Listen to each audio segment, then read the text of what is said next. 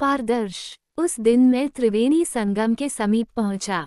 यमुना नदी की श्यामल धारा में तैरने वाले बड़े बड़े कछुए नावों पर से यात्रियों द्वारा फेंकी जाने वाली खीलों को निगलते जलधारा के नीचे मोतियों जैसे बुलबुलों में अदृश्य होने लगते। कितने युगों से ये कूर्म यमुना की जलधारा में विहार कर रहे हैं ज्ञात नहीं, पर इसी के कारण यमुना माई का नाम कूर्मवाहिनी पड़ गया है। सफेद भंवरों वाली गंगा की धारा नील सवंती रमणीमणि का आलिंगन करने वाले प्रदेश पर नाव पहुंची। मैं एक अच्छा तैराक हूँ। नाव जब यमुना की कृष्णा धारा पर सरकती जा रही थी, तभी हठात में प्रवाह में कूदकर उसकी गहराई में पहुंचा। नील मणिमय कांति वाले स्वच्छ गगनांशु जाल में मैं पैर पटकने लगा। मंद गजयान कच्छप मुझे देख इधर उधर हो गए।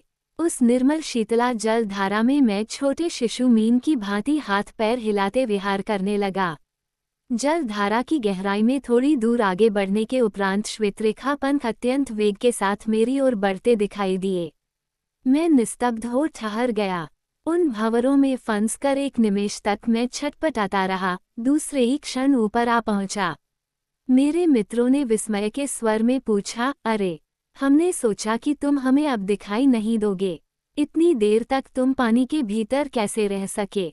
नाव मेरे निकट पहुंची। उसका किनारा पकड़कर नाव के साथ गंगा यमुना के संगम पर पहुंचा। गंगा नदी की गहराई कम है और यमुना की अधिक। यात्रियों के स्नानार्थ नगर पालिका ने वहां पर नदी में दूर तक बांस गाड़कर पानी पर रास्ता बनाया है। एक पुरोहित वहां पर त्रिवेणी संगम स्थाने सकल पाप परिहरणार्थ गंगा यमुना सरस्वती संगम स्नान करिष्ये मंत्रोच्चार कर रहा था। हम सब स्नान करके पवित्र हो गए। त्रिवेणी संगम के दृश्य ने मेरे मन को विचलित कर दिया। दूसरे दिन शाम को भी अंतःसलिला सरस्वती माता के दर्शन करने के विचार से मैं पानी में कूद पड़ा। उस पवित्र प्रदेश को ढूंढा। सांस छूटते देख बाहर आने की कोशिश करते करते उस स्वर्णिम प्रवाह में माता के दर्शन करने की उत्कट अभिलाषा से मैंने पुनः डुबकी लगाई। एक प्रहर तक प्रयत्न कर थक गया और संगम स्थान के पास, जहां बांस गाड़े गए थे, ऊपर आया। शिरोभाग से टपकने वाले जल बिंदुओं को पहुँचते पहुँचते उस प्रवाह में तैरती एक बाला दिखाई पड़ी। मैंने आंखें मलकर पुनः देखा। काले रेशमी जूड़ों वाली वेणी यमुना की नील धारा में तैरती नेत्रों को चकित कर रही थी। वह बाला अपनी स्वर्णलता रूपी बाहों से पानी को पीछे हटाते हुए प्रसन्नमुख तैर रही है। इधर उधर नाव होगी, ये सोचकर मैंने दूर तक दृष्टि दौड़ाई, पर मुझे कहीं मनुष्यों का पता न लगा। मैं आश्चर्यचकित हुआ। उसी क्षण मुझे दुर्ग का स्मरण हो आया कि इलाहाबाद के किले में कुछ अंग्रेज परिवार हैं। मैंने ये सोचकर गहरी सांस ली कि कोई अंग्रेज युवती तैर रही है। भारत की स्त्रियों को इस प्रकार आनंद लूटने का अवसर ही कहाँ दिया जाता है। मैं कुछ देर तक वैसे ही आश्चर्य के साथ जल में खड़े होकर उस कन्या की ओर देखता रह गया। इसी बीच उस युवती ने मुझे अपने पास आने का संकेत किया। मेरा हृदय तीव्र गति के साथ धड़कने लगा। आखिर बात क्या है? मेरे पीछे खड़े किसी व्यक्ति को तो नहीं बुला रही है। मैंने पीछे की तरफ देखा, लेकिन वहां कोई नहीं था। पुनः मैंने उसकी ओर देखा। इस बार उसने स्पष्ट रूप से मेरी ओर हाथ हिलाया। उस सांकाल की शीतल धारा पर सूर्य भगवान की स्वर्णिम किरणें उस बाला की बाहों की कांति के समक्ष पीली दिख रही थी। घबराते हृदय को लेकर मकर की भांति तैरता हुआ मैं उस युवती के निकट पहुंचा। वह अंग्रेज युवती न थी। उसके कानों में अत्यंत प्रकाशमान मणिमय कर्णाभरण चमक रहे थे। मनोज मेघों की आड़ से आंख मिचौनी खेलने वाले बालभानु के बिंब जैसे उसके भाल भाग पर मोतियों की मांग बिंदी सुशोभित थी। मैंने उसे एक ब्रह्मसमाजी परिवार की कन्या समझा। ये सोचकर कि अंग्रेजी न जानने वाली युवती कभी तैर नहीं सकती, अंग्रेजी में प्रश्न किया, तुमने क्यों बुलाया? उसने उत्तर दिया, मैं सब भाषाएं जानती हूँ। तुम्हारी तेलुगु बहुत ही मधुर एवं मीठी भाषा है। उसी में तुम मुझसे बोल सकते हो। मेरे आश्चर्य की कोई सीमा न थी। तुम कौन हो? मुझे बुलाया किस लिए? बाला, घबराओ नहीं, तो बताऊंगी। मैं बड़ा साहसी हूँ। बाला, मैं सूर्यसुता हूँ। मैंने मन ही मन सोचा, शायद यह मेरा परिहास कर रही है।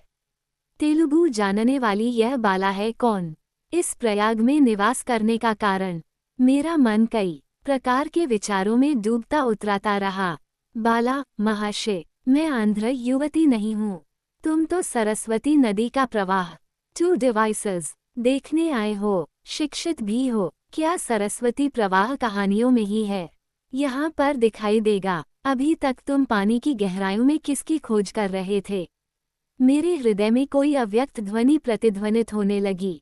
मेरे मन की बातें इसे कैसे मालूम हुई? मेरा हृदय जोर से लहरों में झूलने लगा। मैंने उद्विग्न होकर पूछा, तुम्हारी बातें मेरी समझ में नहीं आई। मैं सूर्य भगवान की पुत्री हूँ। यमुना मेरी बहन है। मैं रंगीन बाला हूँ। कभी कभी मैं बहन की तरंगों पर खेला करती हूँ। तुम वास्तव में अंतर्वाहिनी सरस्वती को देखना चाहते हो तो मेरे साथ चलो। ये कहकर वह पानी में डूब गई। मेरा हाथ पकड़कर अपने साथ खींचती हुई पानी की गहराइयों में पहुंची। उसके कोमल कर स्पर्श मात्र से मेरे शरीर में बिजली दौड़ने लगी। उसके कर स्पर्श ने मुझे परवश कर दिया। उससे आकर्षित होकर मैं उसके साथ तैरते हुए जल के भीतर चला गया। हम दोनों तैरते हुए कितनी गहराइयों में पहुंचे, स्मरण नहीं। थोड़ी देर के बाद वह बाहर आकर पृथ्वी पर खड़ी हो गई। मैं भी उसके पार्श्व में खड़ा हो गया। उसने मेरे सर्वस्व को लूटकर मुस्कराते हुए मेरे भाल को चूम लिया।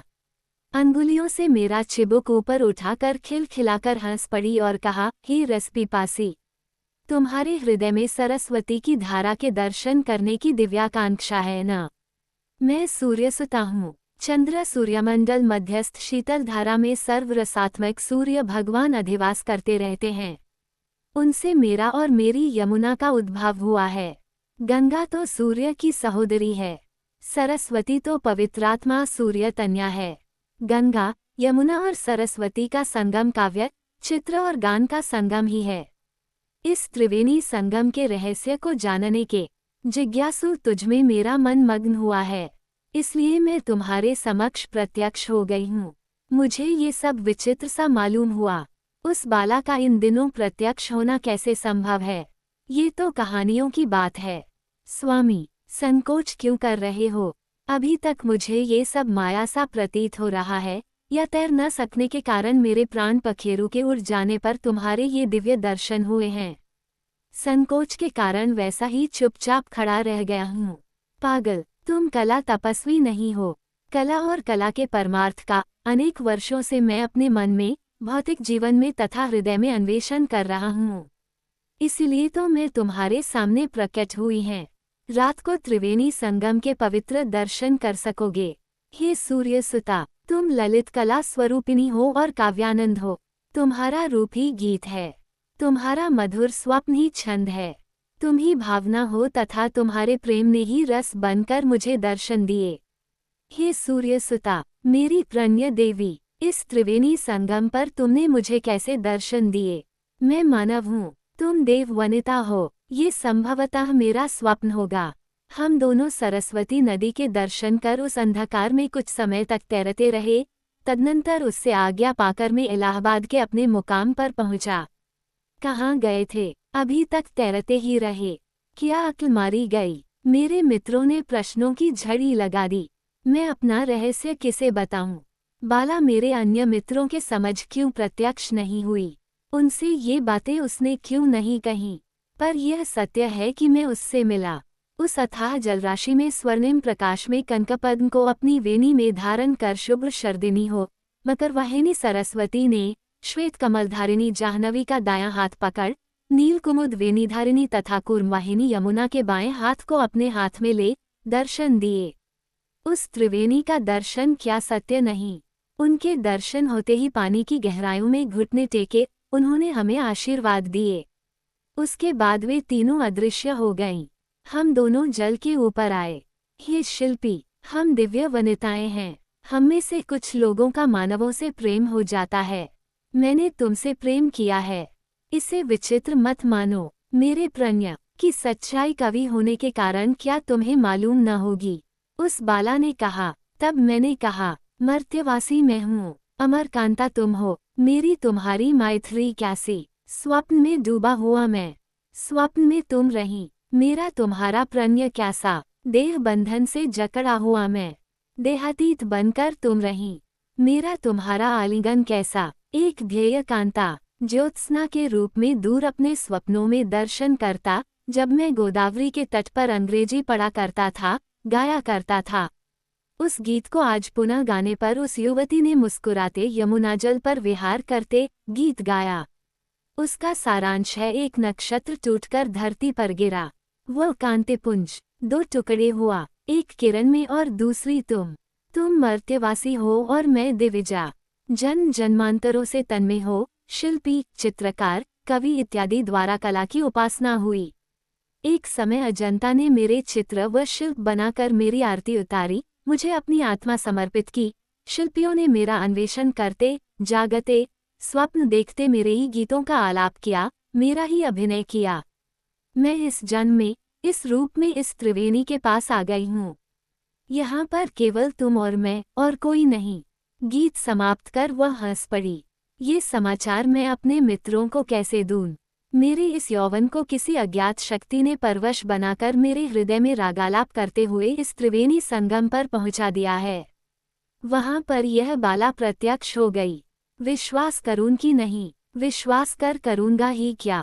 उस युवती ने अपनी वेणी में गुंथे नील कुमुद को प्रेम के साथ मुझे समर्पित किया। उस कुमुद को लेकर मैं अपने डेरे पर आया।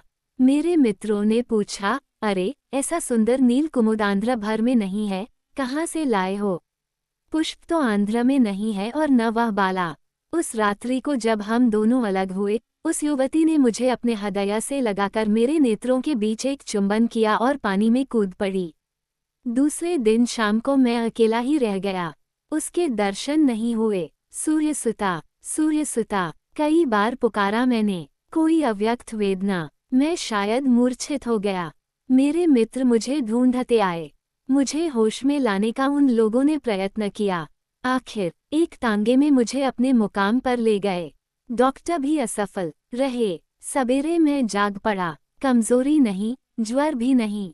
एक मित्र ने कुमुद को दिखाते हुए पूछा, अरे तुमने इसे कहाँ पाया? इसकी पंखुड़ियाँ अभी तक वैसी ही हैं। मेरा हृदय वेग से धड़कने लगा। मैंने अपने मित्रों को 1 मास तक प्रयाग में रोके रखा, पर उस युवती के दर्शन नहीं हुए। त्रिवेणी में तैरता रहता था। उन दिनों घंटों तक तैरने वाला मैं आज 1 मिनट भी पानी में रह नहीं पाता हूँ। हम सब धूमधाम से अपने गांव पहुँचे। लोग कहते हैं मैं कमजोर हो गया हूँ। मेरी आंखें धंस गई हैं और मेरे अधरों की हंसी चली गई है। मेरा प्रणय वह दैहिक नहीं। क्या मैंने कभी वासना की तृप्ति की आकांक्षा व्यक्त की? वह परम सुंदरी बचपन से स्वप्न में दूर से मेरे सामने दिखाई देने वाली ज्योत्सना रानी है। त्रिवेणी संगम पर अपने दिव्य सौंदर्य रूप को लेकर प्रत्यक्ष हुई और अदृश्य हो गई। उस बाला की भौतिक देह की कामना मैं कैसे करूं? यदि उस युवती को असत्य माने तो उससे प्रदत्त ये नील कुमुद बिना मुरझाए, परिमल को बिना खोए कैसे रह गया? तीर्थयात्रा करने वाले मेरे सामने ये परम रहस्य क्यों प्रकट हुआ? ये वेदना में जीवन अंततः क्या है? हाँ, ठीक ही तो है। बचपन से ही मैंने ज्योत्सना बालिका से प्रेम किया है। उस पर कई गीत रचे हैं। वह मेरे हृदय में सौंदर्य की परम उपलब्धि है। मैं अपने समक्ष जिन युवतियों को देखता हूँ, उनमें से कुछ साधारण श्रेणी की हैं और कुछ विशेष श्रेणी की।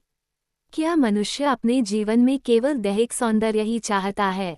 मनुष्य अपने आशय को साकार रूप देना चाहता है, लेकिन किसी एक दिव्य मुहूर्त में कोई एक बाला उसे दर्शन देती है। मनुष्य के प्रेम करने से पूर्व उसके हृदय में, स्वप्नों में प्रत्यक्ष होने वाली युवती का रूप अलग है। और आज अपने सर्वस्व को अद्भुत एवं शक्तिशाली प्रेमाकर्षण से बंध करने वाली अलग है। मेरी स्वप्न बाला धुंधले अंधकार की आड़ में थी। आज त्रिवेणी संगम पर प्रत्यक्ष हुई वह युवती उन दिनों की पर्दे की ओट वाली नारी ही है। यह मूर्ति कौन है? सूर्यसुता नाम कैसा? मैं वर्ण विन्यास लीला योगी हूँ और वह वर्ण विन्यास कलाधिपा देवी। मैं अपने कंठ में मधुर रागों का आलाप करते हुए, पुलकित होते हुए गीतों का गान करने वाला युवक हूँ, वह सूर्य भगवान की पुत्री।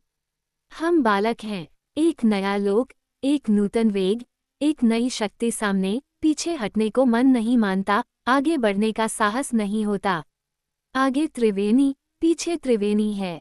आज मैंने जिस त्रिवेणी के दर्शन किए उसका अर्थ नदियों के रूप में बहने वाले हमारे हृदय नदी पश्चिमी दिशोन्मुख हो गए। हिमालय शिखर सौंदर्य के भागी मैदान, जंगल, रोग, क्षुधा इत्यादि के सिद्धार्थ के जैसे हमें भी दर्शन हुए। खेत में काम करने वाला कृषक, मिल का मजदूर, प्रकृति को अपने अधीन करने का प्रयास करने वाला प्रजाहृदया, सूर्यसुता, अग्निस्वरूपिणी, कहाँ हो तुम? उस समय की पढ़ाई क्या? आज मेरे गुरुदेव ने गंगा, यमुना और सरस्वती के संगम सौंदर्य का रहस्य उस शुभ्र ज्योत्सना में अपनी कमल की कली जैसी अंगुली से दिखाया। मेरी सूर्यसुता बहुत दूर होते हुए भी मुझे ऐसा लगता कि वो मेरी बगल में बैठी है। कोई माधुर्य का नशा जैसा मुझ पर छा गया है। दिव्य सौरभ ने मुझे विवश बनाया। थोड़ी देर तक कांपता रहा, फिर धीरे से बगल की ओर प्रयत्नपूर्वक देखा। मेरी बगल में सूर्यसुता मेरी ओर प्रेमपूर्ण दृष्टि से देखते हुए बैठी थी। गदगद स्वर में मैंने पूछा, तुम ही हो? कांप क्यों रहे हो स्वामी? ये प्रश्न कर उसने मेरे कंठ में अपनी ज्योत्सना की किरणों सी बाहें डाल दी। वह प्रणय है या अद्भुत सौंदर्यानुभव, अथवा सर्वमानव हृदय का परिण्य? स्वामी देखो, आ गई हूँ। व्याकुल क्यों होते हो? तुम देव वनिता हो, मेरी पूजा स्वीकार करोगी। देवी, मेरी सहधर्मिणी बन सकती हो अबोध, वरना त्रिवेणी संगम पर मैं तुम्हें दर्शन ही क्यों देती? दर्शन देकर मेरे हृदय को फूल की भांति कुचल दिया। हे कला तपस्वी, सुनो, संकोच ने तुम्हारे हृदय में प्रवेश किया, मैं अदृश्य हो गई। विश्व कलाकार के निकलने वाले और पहुंचने वाले दोनों प्रदेश पर्दे के पीछे हैं। पीछे के प्रदेश ज्ञात हैं, दिखाई देने वाले प्रदेश आंखों के समक्ष हैं। बस, लेकिन त्यागी हुई मंजिल पर पुनः पहुंच जाओगे। मैंने कहा, हे देवी, मैं वेदांत नहीं जानता हूँ, पर कला तपस्वी हूँ। तुमसे प्रेम कर सकता हूँ। तुम्हारे दिव्य विनील लोचनों के परम सौंदर्य के दर्शन करते हुए युगों तक रह सकता हूँ देवी। ओह, ऐसी बात है तो संदेह किस लिए? मैं कला हूँ और तुम कला के तपस्वी हो। हमारा संयोग लोक कल्याणप्रद क्यों नहीं होगा? पिपासात हो, मैंने उस सुधा कलश को अपने आलिंगन में ले लिया।